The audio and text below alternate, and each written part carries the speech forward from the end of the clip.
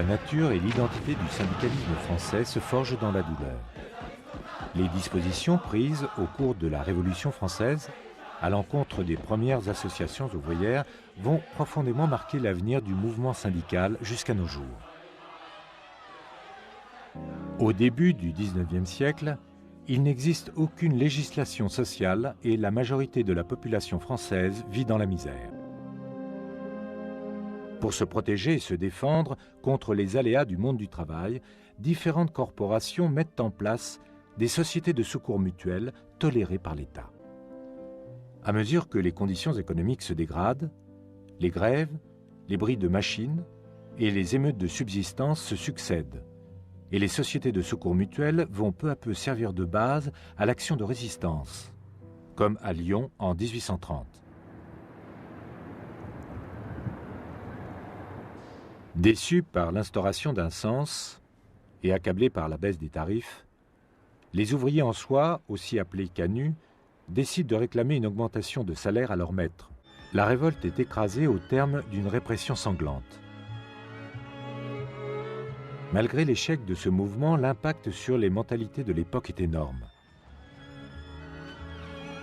Pour la première fois, un groupe d'ouvriers s'est massivement rebellé et de manière organisée contre l'ordre établi.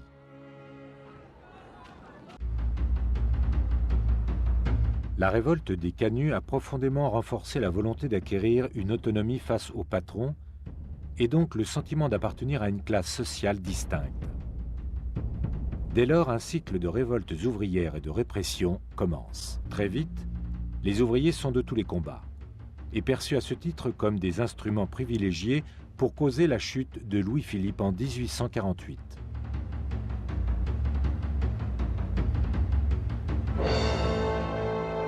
La participation des ouvriers à la Révolution de 1848 est décisive. En 3 journées, la monarchie est emportée.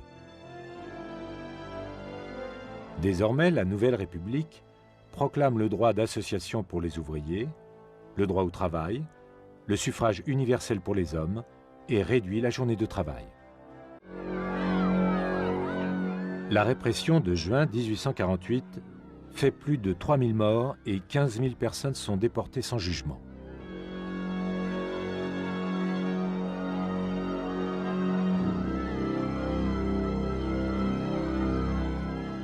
L'ouvrier organisé redevient suspect aux yeux de l'État.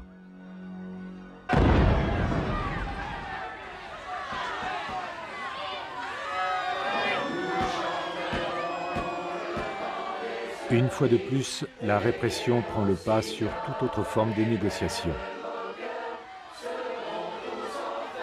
En quelques jours, près de 30 000 communards sont massacrés dans les rues de Paris. 20 000 sont emprisonnés ou déportés.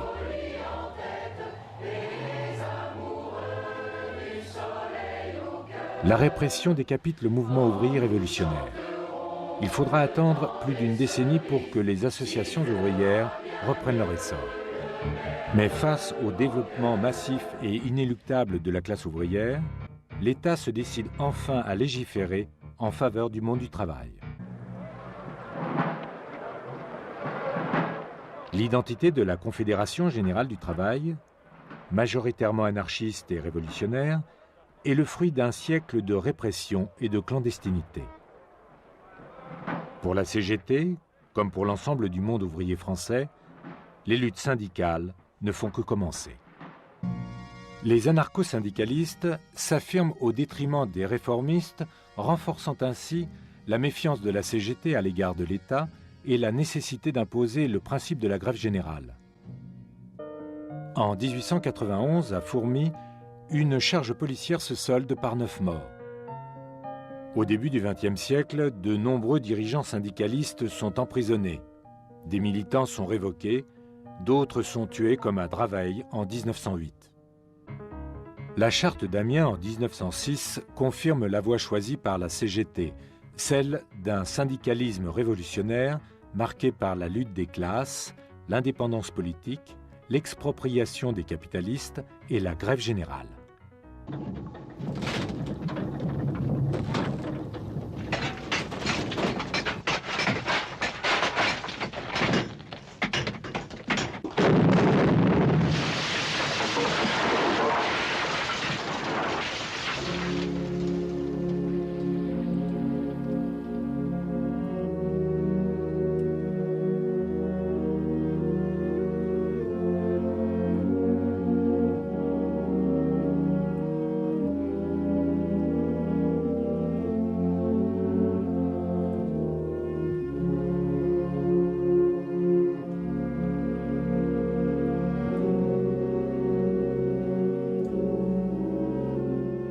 En 1906, la catastrophe de Courrières fait plus de 1100 morts. Elle provoque une grève générale des mineurs du Pas-de-Calais, pour qui les compagnies minières portent la plus grande responsabilité de cette tragédie. Soutenus par la CGT, les Gueules Noires déclenchent une grève générale. Plus de 60 000 mineurs suivent le mouvement, réclament une augmentation de salaire et le maintien des veuves dans leur logement. Paniquée, la direction en appelle au ministre de l'Intérieur, Georges Clemenceau, qui débarque à Courrières avec 20 000 soldats. La rébellion est matée en quelques jours à coups de crosse. 1911. Jean Jaurès, député du Tarn et directeur du journal L'Humanité, s'inquiète à l'Assemblée du spectre de la guerre qui plane sur l'Europe. 3 ans plus tard, le 31 juillet 1914, Jaurès, chantre du pacifisme, est assassiné. Paris se réveille en deuil. L'Allemagne déclare la guerre à la Russie et 2 jours plus tard, à la France. Le 4 août, 3 jours après la mobilisation générale, plus d'1 million de personnes assistent à l'enterrement de Jean Jaurès. Le gouvernement retient son souffle. Que va faire la CGT ? Léon Jouot, son secrétaire général, prend la parole et avec émotion déclare « Acculés à la lutte, nous nous levons pour repousser l'envahisseur. » Le syndicat se range aux côtés de l'État pour la défense de la nation. C'est l'union sacrée.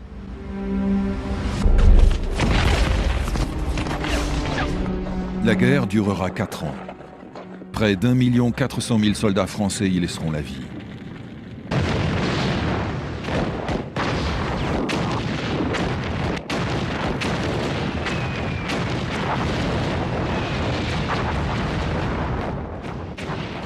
La Première Guerre mondiale fait voler en éclats l'équilibre fragile du syndicalisme français.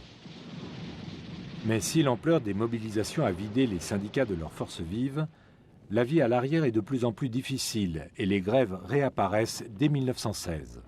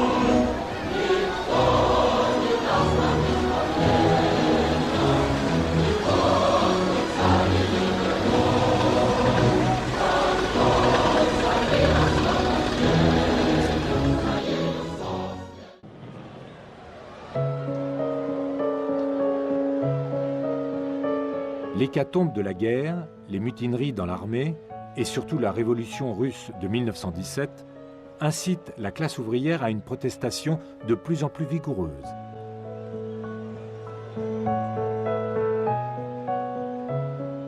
Au lendemain de la guerre, les adhésions syndicales se font par dizaines de milliers, mais l'état d'esprit des syndicats a changé.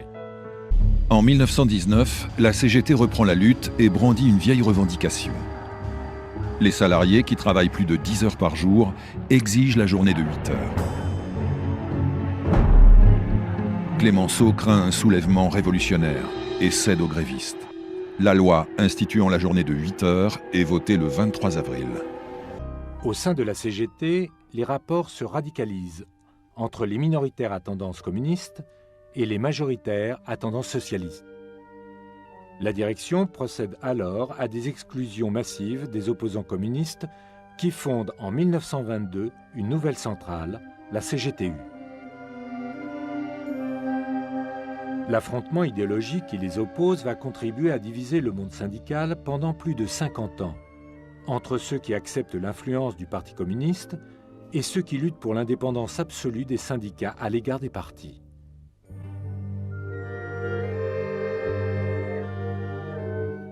Dans le même temps, les syndicats se multiplient. Le syndicat chrétien CFTC en 1919 et les organisations de fonctionnaires, enfin reconnue en 1924. La crise de 1929 se répercute en France dans les années 30, alors que la classe ouvrière est en plein bouleversement. Le salaire au rendement se généralise, la déqualification massive et la baisse du pouvoir d'achat font des ravages. La longue foule des chômeurs s'étire le long des routes et dans les villes. Par les marches de la faim, ils exigent l'ouverture d'un fonds de chômage et protestent contre les 500 décrets-lois de Laval, instaurant la répression gouvernementale et anti-ouvrière. En 1934, les salaires ont baissé de plus de 30% depuis 1930 et le nombre des chômeurs approche de 500 000. Ils réclament du travail et du pain. Dans toute l'Europe, le fascisme gagne du terrain. En France, le 6 février 1934, une manifestation d'extrême droite soulève l'indignation des syndicats qui décident, pour la première fois, de réagir ensemble. Le 9, à l'appel de la CGTU et du Parti communiste, la classe ouvrière unie tient le pavé de Paris toute la nuit. Et le 12, c'est la grève générale. Les cortèges de la CGT et de la CGTU se rencontrent. Ce mélange ne forme plus qu'un seul grand cortège. Nous avions retrouvé l'Union des travailleurs sapée 13 ans plus tôt. Grâce à elle, en février 1934, nous avons barré la route au fascisme. Cela, le genre humain, c'est la lutte finale. Le succès de cette manifestation contribuera à faire de la place de la Nation un haut lieu de rassemblement des forces de la gauche jusqu'à nos jours. Les retrouvailles de la CGTU et de la CGT, en ce 12 février 1934, vont fortement marquer l'imaginaire collectif du mouvement ouvrier.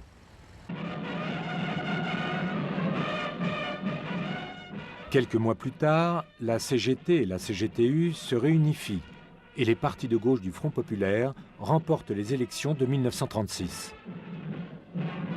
La classe ouvrière prend alors conscience de sa force et se lance dans des grèves qui vont s'étendre à la France entière.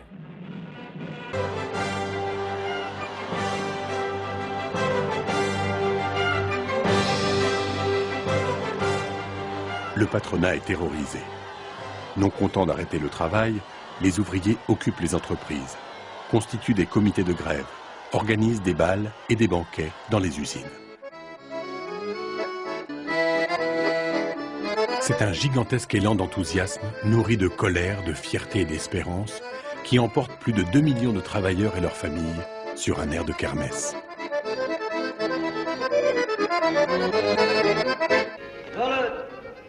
Rebelote et 10 donnés. Une usine occupée, c'est souvent la bagarre. Mais l'usine occupée, c'est toujours la victoire. T'as raison, le printemps. Alors voilà, je me suis dit, dans le fond, vaut mieux faire comme tout le monde et me syndiquer. Je vous félicite, monsieur Sébastien. Maintenant, l'usine est syndiquée à 100%. L'ampleur sans précédent des grèves et des occupations d'usines aboutit le 8 juin 1936 aux accords de Matignon entre la CGT, le patronat et l'État. Vous donnerez une augmentation de salaire supérieure à celle que vous nous avez proposée. Vous admettrez que les salaires de 80 centimes et d'1 franc de l'heure dont je vous ai parlé soient doublés, triplés et même quadruplés. Mieux, vous prendrez l'engagement d'appliquer scrupuleusement la semaine de 40 heures, avec le même salaire que pour 48 heures. Les congés payés, l'institution des délégués du personnel, les conventions collectives, toutes choses que nous demandons au président du Conseil de faire sanctionner par des lois. Non dans des mois, mais dans les semaines qui viennent. Aucune sanction ne sera prise et par conséquent, les journées de grève seront payées intégralement. Le succès des grèves de 1936 entraîne une croissance exceptionnelle des effectifs syndicaux et des revenus de la CGT. Pour la première fois, le syndicat peut offrir à ses adhérents toute une série de services sociaux. Pourtant, très vite, le gouvernement de Léon Blum chute et en 1938, les décrets-lois Daladier remettent en cause les 40 heures. En riposte, la CGT lance une grève générale le 30 novembre 1938 qui débouche sur un échec retentissant.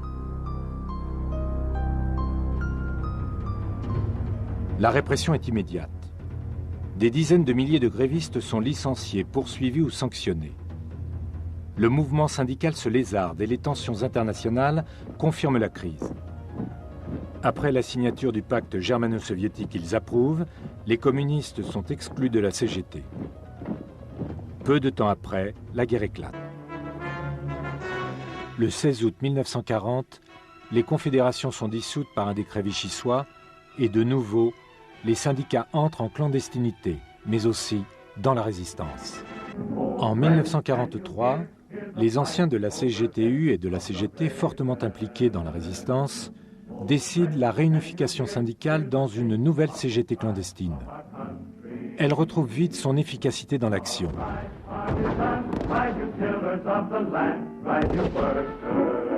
De nombreuses grèves sont organisées et au lendemain du débarquement allié, la CGT et la CFTC clandestine donnent en commun le 18 août 1944 l'ordre de grève pour la libération de Paris.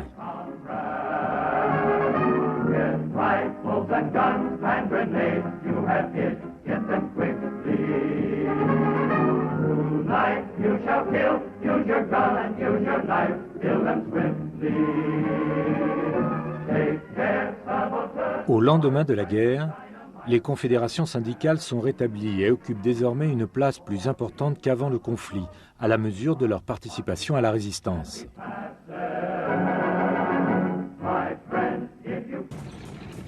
En pleine période de reconstruction du pays, auquel le mouvement syndical participe pleinement, les revendications se concentrent sur la lutte pour l'amélioration du pouvoir d'achat et l'établissement de nouveaux cadres économiques.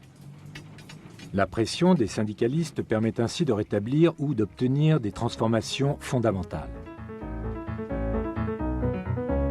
Le droit de se syndiquer reconnu pour tous, le droit de grève, la mise en place des délégués du personnel, la création des comités d'entreprise, des nationalisations en série et enfin l'établissement de la sécurité sociale.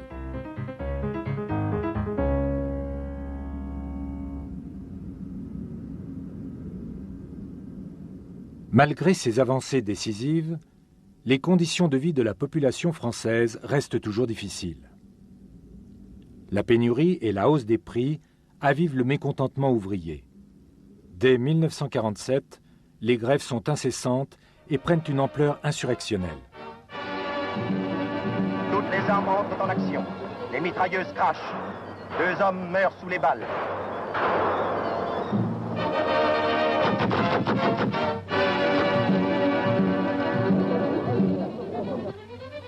La police lance des bombes lacrymogènes importées d'Allemagne. Malgré l'intensité des grèves, les résultats sont minces. C'est un échec pour l'ensemble du mouvement ouvrier. Le plan Marshall servira de prétexte pour réveiller les clivages d'avant-guerre au sein de la CGT. La majorité, sous influence directe du Parti communiste, rejette le plan Marshall et se heurte à l'opposition des minoritaires, qui défendent l'indépendance du syndicat à l'égard des partis. En 1948, les minoritaires quittent la CGT et fondent la CGT Force ouvrière. En pleine période de guerre froide, les débats sur les guerres coloniales vont fortement mobiliser les forces syndicales et entretenir les divisions. L'Indochine, puis la guerre d'Algérie, monopolisent leur attention pendant toutes les années 50. La CGT milite pour l'indépendance de l'Algérie et organise de grandes manifestations pour la paix. L'une d'elles, le 8 février 1962, se soldera par 8 morts suite à une charge policière.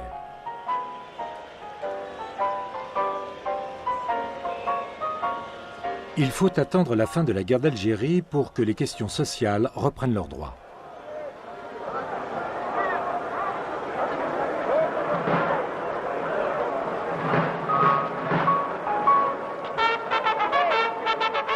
Malgré des avancées décisives, comme la création des ACDIC et de l'UNEDIC, de nombreuses corporations luttent pour l'amélioration de leurs conditions de vie, en particulier celles des mineurs, en 1963.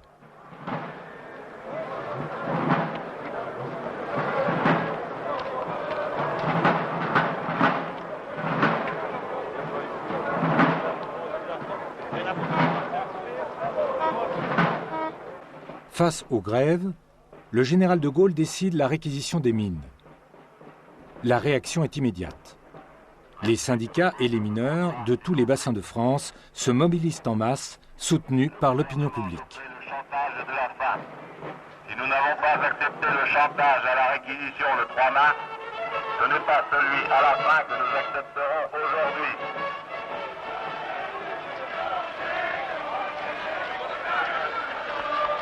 Cette manifestation d'une extraordinaire puissance va obliger le gouvernement à reprendre les pourparlers. Ils aboutiront le 3 avril, après 48 heures de discussion entre représentants syndicaux et direction des charbonnages. Peu après le succès de la grève générale, la CFTC, qui a pris une part importante dans le mouvement des mineurs, s'engage dans une transformation historique. Une large partie de ses adhérents ne souhaite plus faire référence à la doctrine chrétienne. En 1964, un nouveau syndicat voit ainsi le jour, la CFDT, dont l'objectif est de devenir plus autonome, plus moderne et plus puissant. En mai 1968, les étudiants se révoltent.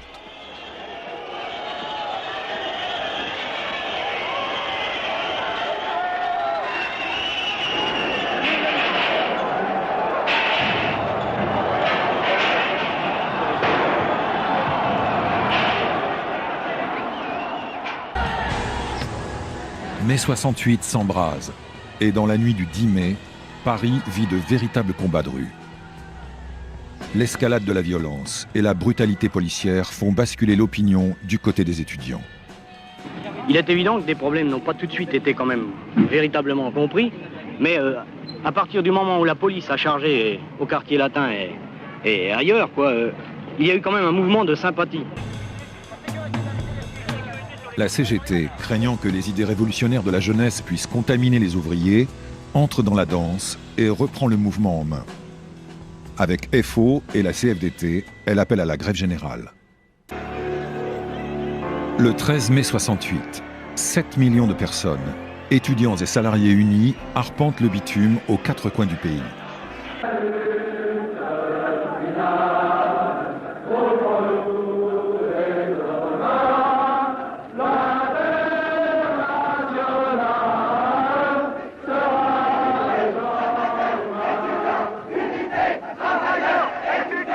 La manifestation du 13 mai marque le point de départ d'un mouvement de grève illimité et inattendu.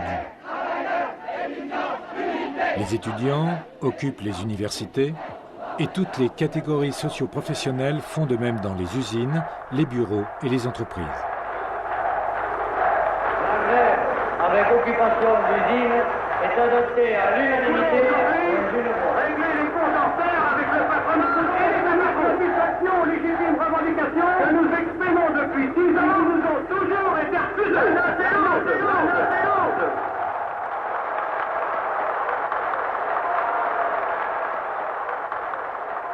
Étudiants, unité, ouvriers, étudiants, unité, ouvriers, étudiants. L'envergure exceptionnelle des grèves permet de renouer les liens avec une mémoire collective révolutionnaire qui s'était affaiblie depuis la Deuxième Guerre mondiale.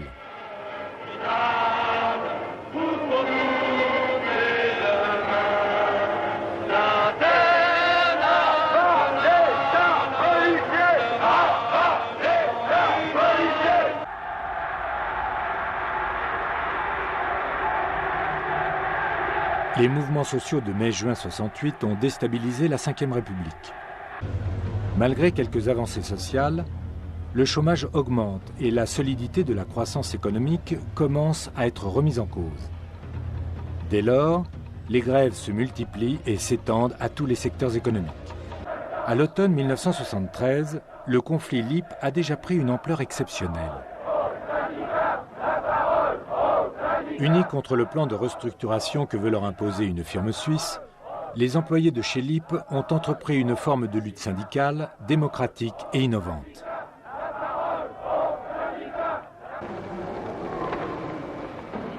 L'expérience autogestionnaire démontre son efficacité, mais dans le même temps, la crise pétrolière confirme la fin du développement économique ininterrompu des 30 Glorieuses. Désindustrialisation, Baisse du pouvoir d'achat, montée du chômage, remise en cause de la protection sociale, toutes les catégories socio-économiques sont touchées. Le conflit libre tourne la page des grands mouvements sociaux, initiés en mai 68 et marqués par le sentiment qu'un changement de société était possible. C'est tout, c'est